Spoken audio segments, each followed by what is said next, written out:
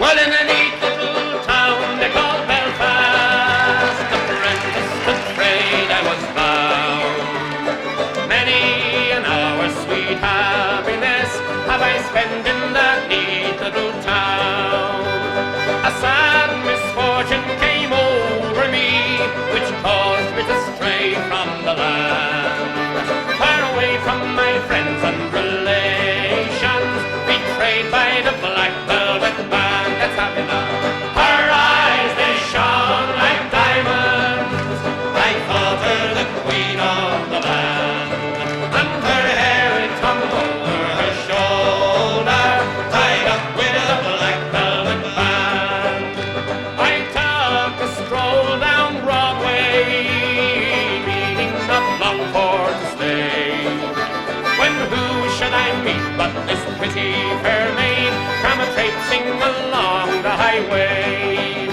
She was both fair and handsome, her neck it was just like a swan's, and her hair it hung over her shoulder, tied up with a black velvet band. Everybody!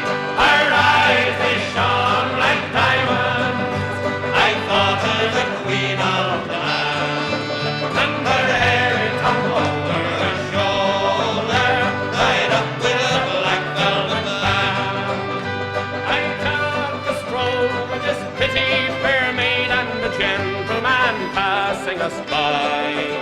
Well, I knew she meant the doing of him by the look in her roguish black eye. A gold watch she took from his pocket and placed it right into my hand. And the very first thing that I said was, "Access to the black velvet band." Her eyes they shone like diamonds. I thought her the queen of the land, and her hair it hung over her shoulder, tied up with a black velvet band. Before the judge and the jury, next morning I had to appear. The judge, he says to me, "Young man, your case it is proven clear.